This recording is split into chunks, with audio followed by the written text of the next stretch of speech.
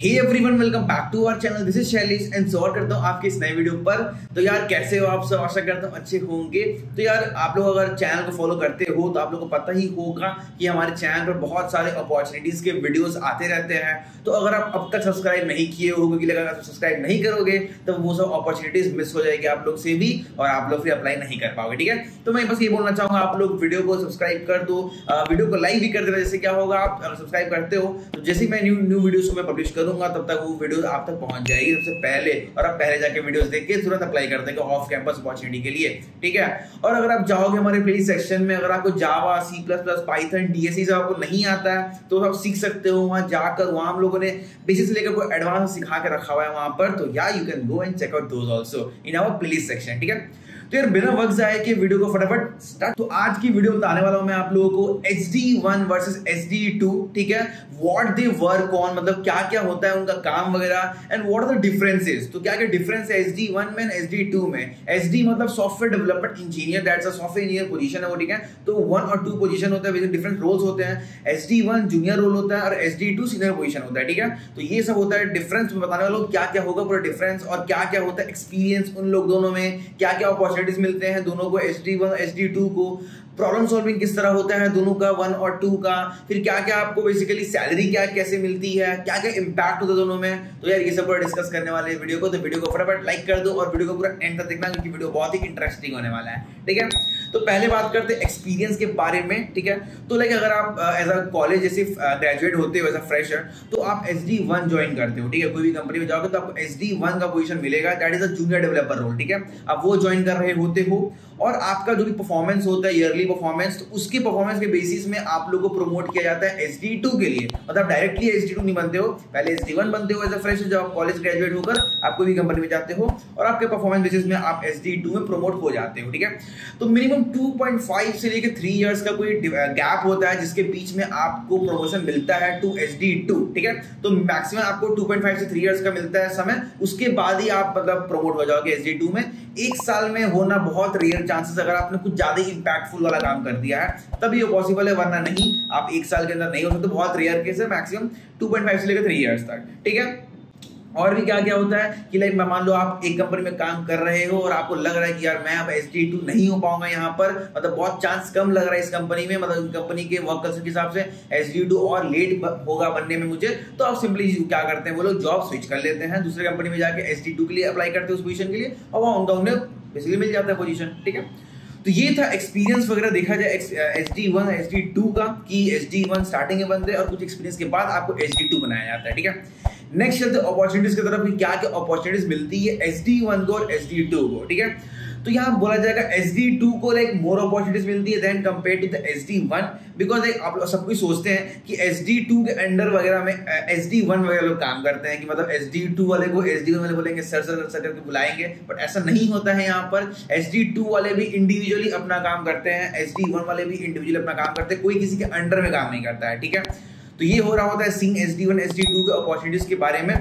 फिर अगर आपको लाइक SD2 को एक ऑप्शन दिया जाता है कि वो SD2 या फिर मैनेजरियल पोजीशन में जाके वो स्विच कर सकते हैं। ठीक है, मतलब कोई प्रमोशन नहीं है, वो सेम लेवल पे बस आपका रोल चेंज हो जाएगा कि आप SD2 होंगे या तो आप मैनेजर होंगे। तो ये आप स्विच कर सकते हो, कन्वर्ट कर सकते हो अपने आप को SD2 से मैनेजर में। ठीक है, सैलरी उसमें उतना ही मिलेगी, आपको कोई प्रमोशन नहीं है, बस कन्वर्जन है आपका रोल का। ठीक है, तो अगर आप मैनेजर बन जाओगे तो आपको कोडिंग वगैरह उतना नहीं करना पड़ता है इसमें आप बेसिकली मैनेज कर रहे होंगे अपने अंडर में जितने भी आपके मेंबर्स रहेंगे। मतलब उस समय मैनेजर के अंदर में SD1 SD2 सारे इंटर्न्स लोग काम कर रहे होंगे। ठीक है, तो और आप लोग उसको मैनेजर बन के आप उसको लीड कर रहे होंगे, तो ये काम होता है मैनेजर का। तो ये स्विच आप कर सकते हो, ये वाला फैसिलिटी दिया जाता है। नेक्स्ट पॉइंट आता है प्रॉब्लम सॉल्विंग का। तो यहाँ बेसिकली क्या होता है, जब SD1 एज अ फ्रेशर अगर ज्वाइन करते हो तो आपको बेसिकली इजी काम मिल रहा होता है, क्योंकि लाइक उतना एक्सपेक्ट नहीं किया जाता है आपसे कि आप कोई हार्ड लेवल के काम को कर पाओ, तो आपको इजी लेवल का काम दिया जाता है, इजी प्रॉब्लम सॉल्व करने को दिए जाते हैं, और लाइक आपको जो स्मॉल बग्स वगैरह होते हैं, जो इजी बग्स होते हैं, वो सब आपको फिक्स करने दिया जाता है एज एन SD1 अगर आप जब ज्वाइन करते हो तो। ठीक है, और अगर कोई लाइक प्रॉब्लम आता है, लाइक आप कोई कोड वगैरह कर रहे हो, कुछ समझ रहे हो, कुछ इंप्लीमेंट कर रहे हो, प्रॉब्लम आता है, तो आप जाके अपने सीनियर SD2 से जाके आप हेल्प ले सकते हो, गाइडेंस ले सकते हो कि मैं इसको कैसे इंप्लीमेंट करूंगा, कैसे अप्रोच करूंगा।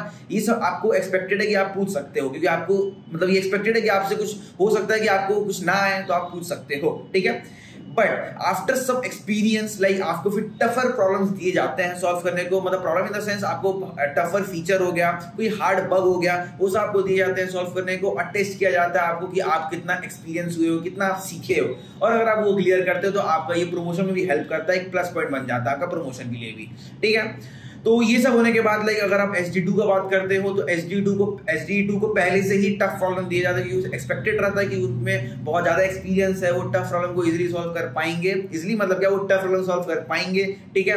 और आपका उनसे एक्सपेक्टेड रहता है कि लाइक बिना किसी का वो हेल्प लिए वो खुद ही वो सब प्रॉब्लम को सॉल्व कर ले, मतलब वो एक्सपेक्टेड रहता है कि वो किसी से हेल्प ना ले और खुद ही सब कुछ सॉल्व कर ले, ठीक है।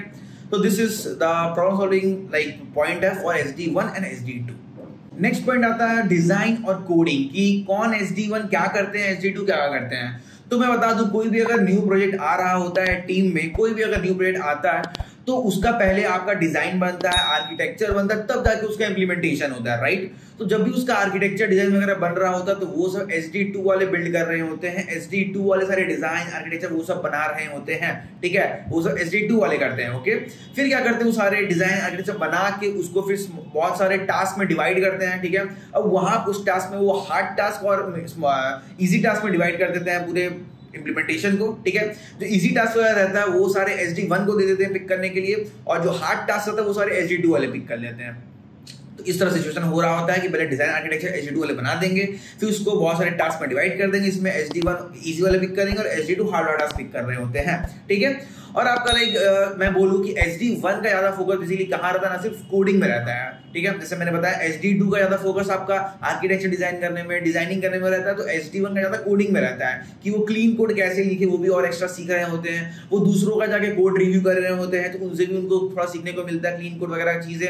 तो यार यही है, SD1 ज्यादा कोड वगैरह में फोकस होता है, उनका वहीं तक सीमित रह जाता है काम SD1 का, और SD2 का ज्यादा फोकस होता है डिजाइन आर्किटेक्चर ये सब में, ठीक है।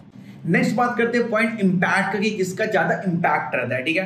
तो मैं SD2 का बात करूं, उनका इंपैक्ट बहुत ज्यादा रहता है, because they participate in decision making. जो भी डिसीजन वगैरह लेने पड़ते हैं प्रोजेक्ट के ऊपर, वो SD2 देते हैं उस डिसीजन को, ठीक है। वो बहुत सारे इंटरव्यूज वगैरह भी लेते हैं, तो उनको वहां से बहुत सारी एक्सपीरियंस मिलती है, ठीक है। और मतलब उनके कहने पे ही वो हायर होते हैं कि लाइक वो कैंडिडेट सही है कि नहीं, वो लोग ही जज कर रहे होते हैं उनका अपना कैपेबिलिटी को कि हाँ वो कैंडिडेट सही है कि नहीं है। तो यार वो डिसीजन मेकिंग में काम रहते हैं, उनको बहुत रिस्पॉन्सिबिलिटी रहता है, बहुत सारे इंटरव्यूज देते हैं, वो जूनियर्स की हेल्प कर रहे होते हैं, फिर आपका लाइक बहुत सारा एक्सपीरियंस ज्यादा होता है, तो उनसे लाइक वो SD1 लोग को मेंटर भी कर रहे होते हैं, तो यार बहुत सारे काम कर रहे होते हैं, वर्कलोड बहुत ज्यादा रहता है SD2 पर, तो यार इंपैक्ट SD2 का बहुत ही ज्यादा होता है, ठीक है।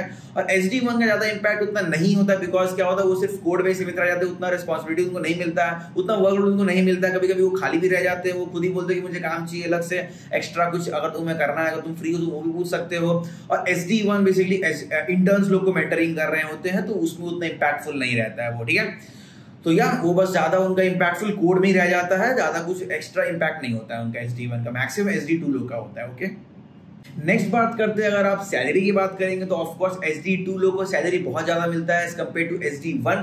तो अगर आप कोई भी कंपनी में अगर SD1 हो और SD2 में शिफ्ट हो रहे हो, स्विच मतलब आपका प्रमोट हो रहे हो, तो आपको मिनिमम 40 to 50% का तो आपको हाई मतलब अप्रेजल मिलेगा ही मिलेगा, ठीक है। कोई कंपनी है जो 15-20% का अप्रेजल देती है, but generally big tech company में जाओगे तो आप 40 से मिनिमम 50% तक का आपको अप्रेजल मिल जाता है, ठीक है। तो इसे अनुमान लगा सकते हो कि SD1 में जितना मिल रहा था उससे आपको 50% ज्यादा मिलेगा आपको SD2 के पोजीशन में, ठीक है। तो ये था सैलरी का भी difference between SD1 and SD2। तो यार यही था आज के वीडियो में, इतना ही था SD1 बिटवीन SD2, ये सब अपॉर्चुनिटीज के बारे में बताया हूँ आप लोग को कि क्या था सैलरी, क्या था अपॉर्चुनिटी, क्या प्रॉब्लम सॉल्विंग था, क्या डिजाइन कोडिंग, क्या क्या सीन हो रहा होता है, क्या मेजर डिफरेंसेस होते हैं, क्या क्या वो लोग कर रहे होते हैं, क्या उनका काम में डिफरेंस होता है। तो ये सब मैंने बताया आज के इस वीडियो पर। तो होपफुली वीडियो अच्छी लगे तो वीडियो को जरूर से लाइक कर देना यार, अगर नहीं भी अच्छी लगे तब डिसलाइक कर देना, क्योंकि उसके लिए मैं नहीं बोलूंगा, क्योंकि वो आपके ऊपर है, आपको अच्छा लगा या नहीं लगा, मैं फोर्स नहीं करूंगा आपको, ठीक है। और अगर चैनल पर अब तक नए हो तो सब्सक्राइब जरूर से कर देना, क्योंकि अगर आपको न्यू अपॉर्चुनिटी की वीडियो आती है तो आप फिर मिस ना कर जाओ, ठीक है। तो यार बस यही मिलते हैं आज के वीडियो में, तब तक बाय बाय टाटा, मिलते किसी नए वीडियो में, तब तक के लिए गुड डे।